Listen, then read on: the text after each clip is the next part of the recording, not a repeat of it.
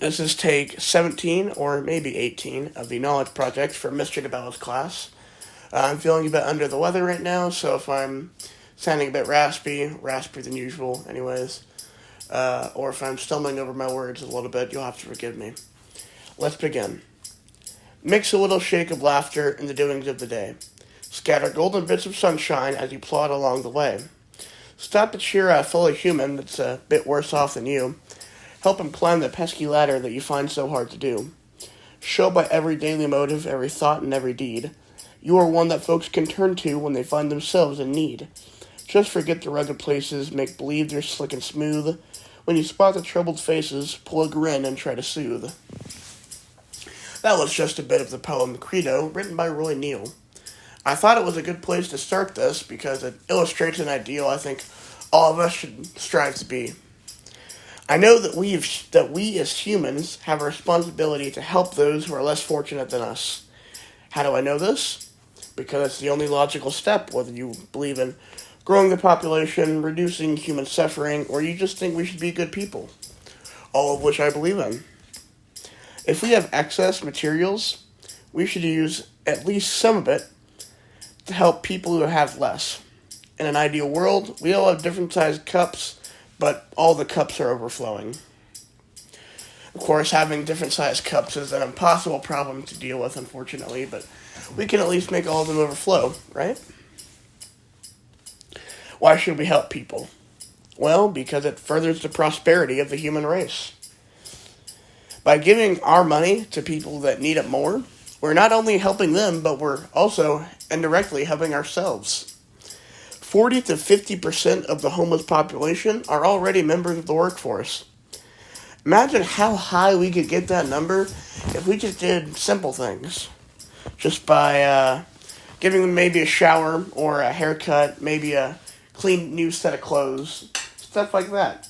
These simple things would go a long way. What if we went above and beyond? Give them a satisfactory education, make more temporary housing, better access to rehabilitation or medical care.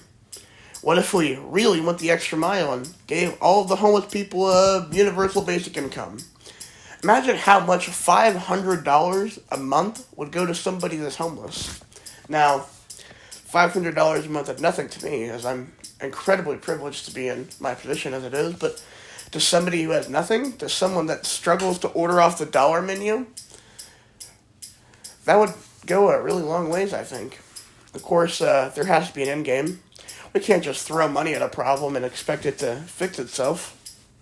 In 2017, there were roughly 550,000 homeless people in the United States. That is an absurd number. Absolutely absurd. The richest country in the world, more than 500,000 homeless people? Absolutely absurd. If we gave every homeless person $500 per month, we would spend about $275 million per month, roughly speaking. How much is that? Well, with 144 million taxpayers, that evens out to an average of $2 per month in taxes per person. $2 a month. Can you believe that? 550,000 people who are all potential members of the workforce. All for the low price of $2 a month. $24 a year. That's less than an Xbox Live prescription. Like, an Xbox Live prescription is $60 a year at minimum. $24 a year to add a potential of 500,000 members of the workforce? Seems like an easy bet to me. I don't know. This is all hypothetical, obviously. The logistics of executing this idea, I'm sure, would cost far more than I'd expect, but, $500 a month in Montana isn't the same as in New York. Regardless, the main idea of my argument is that we could very easily help all or most of the homeless people at negligible cost to ourselves. Now that I've finished rambling, where does this belief come from? Well, it comes from my father. When I was young, my dad would go out of his way to give money to anybody that he came across that looked like he needed it. We had way more money than we needed, and we still do, so why not give it to people that actually needed it? Because we sure didn't. This is what I know, number 2. We cannot build our own future without helping others to build their own. That's a quote by Bill Clinton.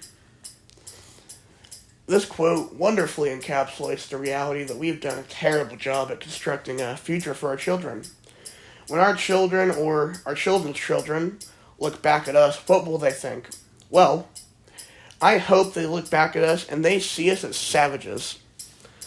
We live in a world where civilian deaths in war are written off as necessary collateral damage. And even worse, they're right.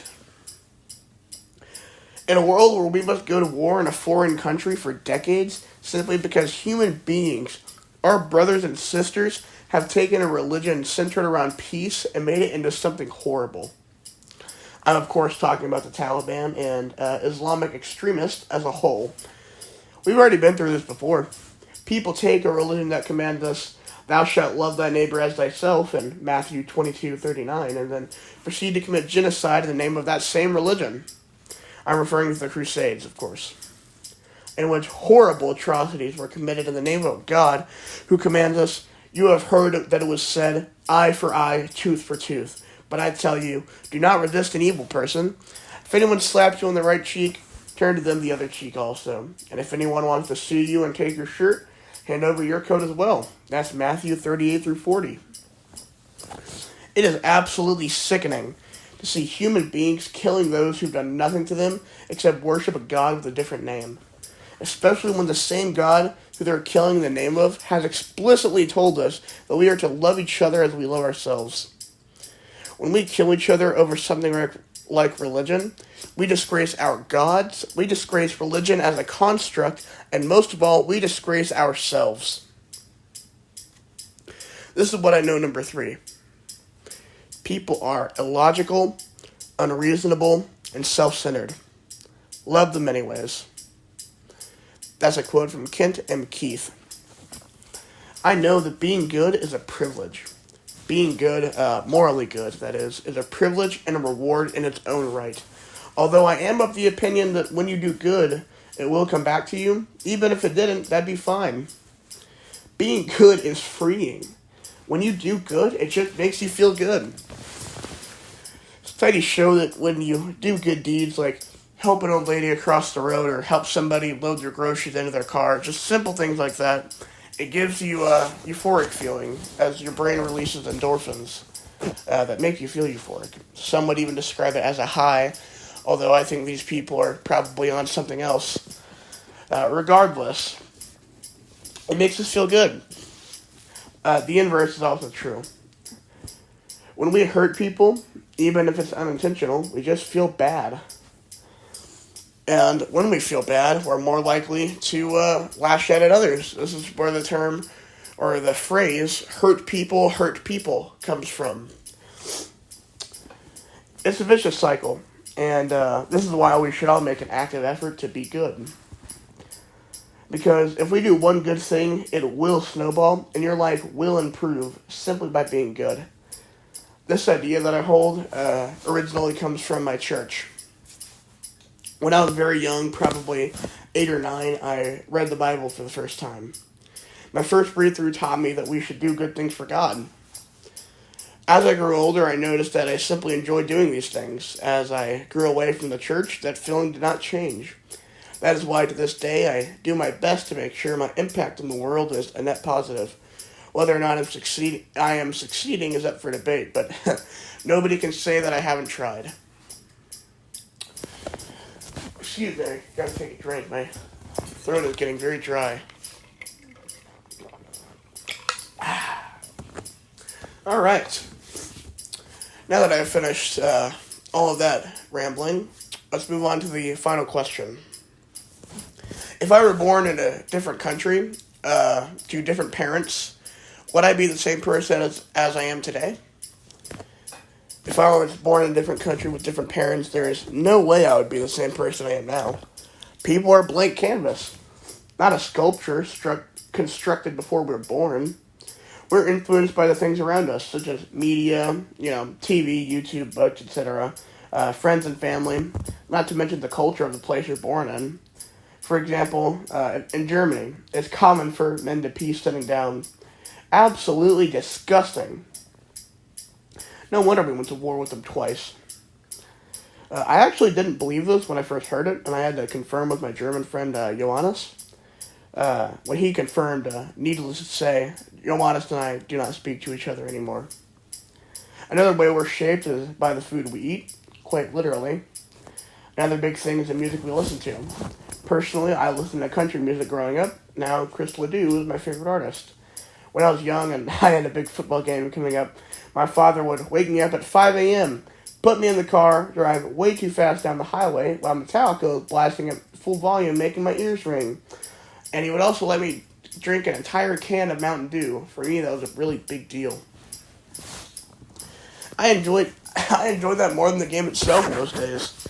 Needless to say, Mom did not approve of this behavior when she found out years later, but nonetheless, nowadays, whenever I have a big match coming up, or really any match, just generally speaking, I always listen to Metallica in my headphones to get me pumped up for it. If I were born to another family, even in the same town, let alone another country, I don't believe my life would be remotely similar to the way it is now.